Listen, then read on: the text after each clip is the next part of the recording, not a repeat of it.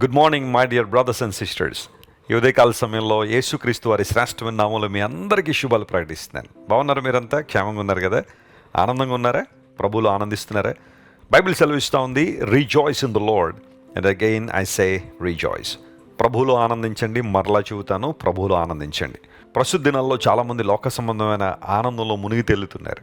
కానీ దేవుని విడలుగా మనం లేఖనాలను పఠించడంలో, ప్రార్థన చేయడంలో, దేవుణ్ణి గణపరచడంలో, ఆయన మహింపరచడంలో ఆనందించగలిగితే అంతకన్నా శ్రేష్టమైన జీవితం మరొకటి లేదు. ప్రభు మనందరి పట్ల శ్రేష్టమైన ప్రణాళికలు కలిగి ఉన్నారని బైబిల్ నిర్ద్వందంగా సెలవిస్తూ ఉంది.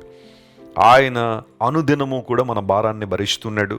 మన విషయంలో ఆయన ఆలోచన కలిగి ఉన్నారనే విషయం మనం తెలుసుకుని ఆయన ఆరాధించగలిగితే అంతకన్నా భాగ్యం మరొకటి లేదు. ఈరోజు వాగ్దానం కోసం కనిపెడుతున్నారా? బైబిల్ గ్రంథం తెరుద్దాం. ఇర్మియా గ్రంథం 24వ అధ్యాయం 6వ వచనం చదువుతాం. The book of జెర్మయా chapter 24 and verse 6. వారికి మేలు కలుగునట్లు నేను వారి మీద దృష్టి ఉంచుచు ఈ దేశమునకు వారిని మరలా తీసుకుని వచ్చి పడగొట్టక వారిని కట్టెదను, పెళ్ళగింపక వారిని నాటెదను. ఎంత చక్కని వాగ్దానం! ఇర్మియా గ్రంథంలో అనేకమైన ప్రవచనాలు ఉన్నాయి, హెచ్చరికలు ఉన్నాయి, అదే సమయంలో వాగ్దానాలు కూడా ఉన్నాయి. హెచ్చరికలు ఎవరికి అంటే, దేవుని మార్గం నుండి తొలగిపోయి ఇష్టానుసారంగా జీవిస్తూ ప్రభువును విడిచిపెట్టి లోక సంబంధమైన విషయాల్లో ఉన్న వారిని దేవుడు హెచ్చరించాడు మరలా ఆయన వైపు తిరగమని. ఎందుకంటే ఆయన సృష్టికర్త, ఆయన తండ్రి, ఆయన అందరినీ ప్రేమిస్తున్నవాడు.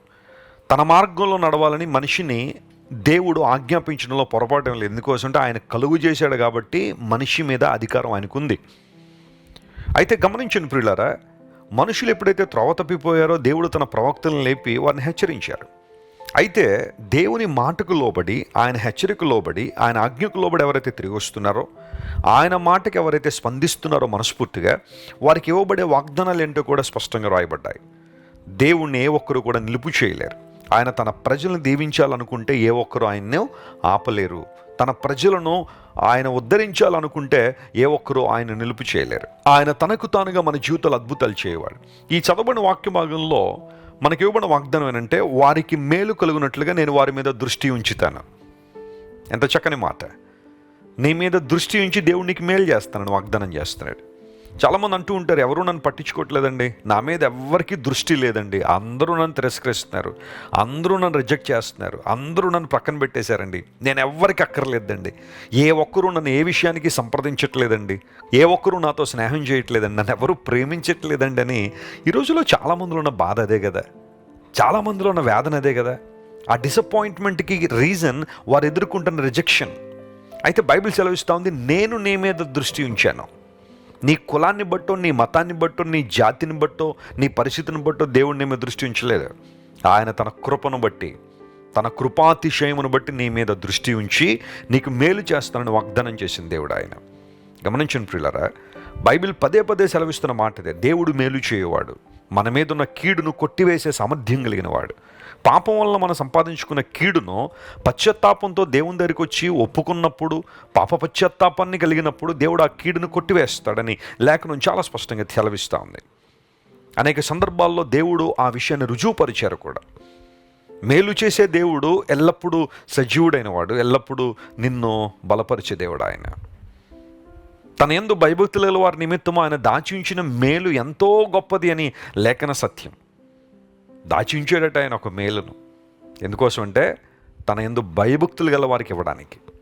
ఆయా సందర్భాల్లో చాలామంది తమ బిడ్డల కోసం ఆస్తులు కూడబెడుతుంటారు, లేదా కొన్ని విషయాలు దాచిపెడుతుంటారు. ఒక వయసు వచ్చిన తర్వాత, ఒక స్థాయికి వచ్చిన తర్వాత వారికి ఇవ్వాలనే ఆలోచన వారికి ఉంటుంది.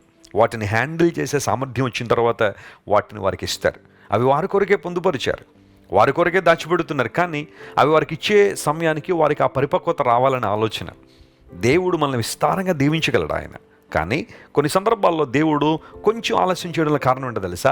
ఆ దీవెనను, ఆ ఆశీర్వాదాన్ని నువ్వు సరిగ్గా హ్యాండిల్ చేయాలని దేవుని యొక్క ఆలోచన, సరిగ్గా వినియోగించాలని ఆలోచన. ఎందుకోసం అంటే ప్రపంచంలో చాలామంది దేవుని నుండి మేలు పొందుకుని తప్పిపోయిన వారు ఉన్నారు.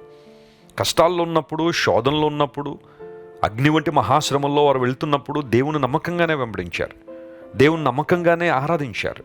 ఆయన గట్టిగా పట్టుకున్నవారు సుఖం వచ్చిన తర్వాత, లేదా పరిస్థితులు మారిన తర్వాత, ఆశీర్వాదాలు వచ్చిన తర్వాత, దీవెనలు వచ్చిన తర్వాత, మేళ్లు జరిగిన తర్వాత అందరూ ఇలా ఉంటారని అనట్లేదు, కానీ కొంతమంది ప్రభువుని విడిచిపెట్టి వెళ్ళిపోయిన సందర్భాలు ఉన్నాయి, లేదా ఆత్మలో చల్లారిపోయిన అనుభవాలు ఉన్నాయి, భక్తిలో నిరసించిపోయిన అనుభవాలు చాలామందిలో ఉన్నాయి.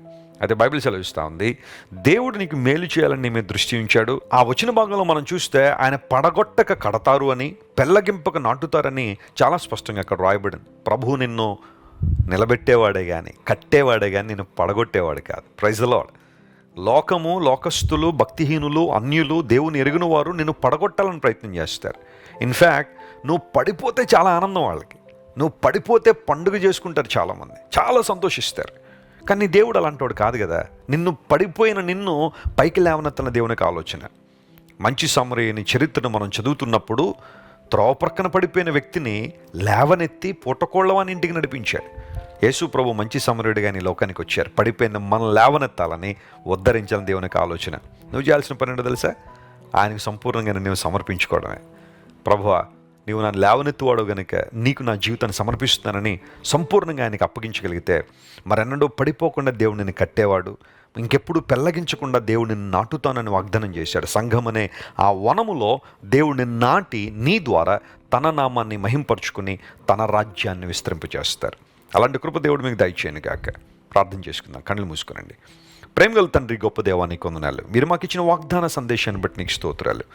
అవునయ్యా, మా జీవితాల్లో నువ్వు కలిగి ఉన్న ప్రణాళికలు చాలా గొప్పవి నాయన. మేము పడిపోకుండా కడతావని, పెళ్ళగింపకుండా నాటుతావని నీ వాక్యంలో మేము చూసాం. మా పట్ల నీకున్న శ్రద్ధను బట్టి నీకు వందనాలు. ఈరోజు ఎంతమంది అయితే ఈ వాగ్దాన సందేశాన్ని వీక్షిస్తున్నారో వారందరినీ ప్రభువా నీవే ముట్టండి. పరిశుద్ధాత్మదేవ, బలమైన నీ శక్తితో, నీ అభిషేకంతో ప్రతి ఒక్కరిని నింపి నీ ఆత్మానుసారంగా ప్రతి ఒక్కరిని మీరు నడిపించండి. నీ మంచితనాన్ని వారి జీవితాలు ఎల్లప్పుడూ కనుపరచండి. ఘనత మహిమ నీకే చెల్లిస్తూ యేసయ్య నామం పేరిట అడిగి వేడుకొనిచున్నాం తండ్రి. Amen, amen. God bless you dear friends. Have a wonderful day. Christ worship centre ఓ బలమైన సంఘ ఉద్యమం. కొన్ని సంవత్సరాల క్రితం కేవలం ఇద్దరితో ప్రారంభించబడిన పరిచర్య నేడు ప్రపంచవ్యాప్తంగా లక్షలాది మందిని ప్రభావితం చేయుచున్నది. వాక్య సంబంధమైన ఉద్యమంలో, పరిశుద్ధాత్మ సంరక్షణలో కొనసాగాలనుకునే ప్రతి ఒక్కరికి మా ప్రేమపూర్వక ఆహ్వానాన్ని అందిస్తున్నాము. రండి, ఆత్మతో సత్యముతో ప్రభువైన యేసు క్రీస్తును ఆరాధిద్దాం.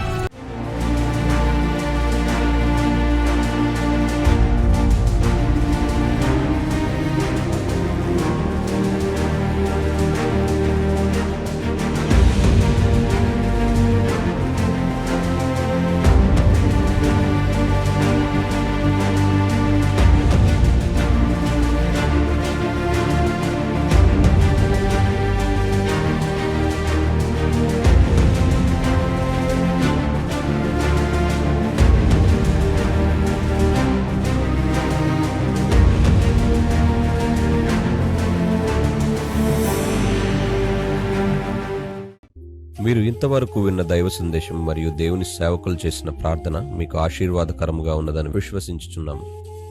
ఈ సందేశాన్ని మీ స్నేహితులకు, బంధువులకు షేర్ చేయండి.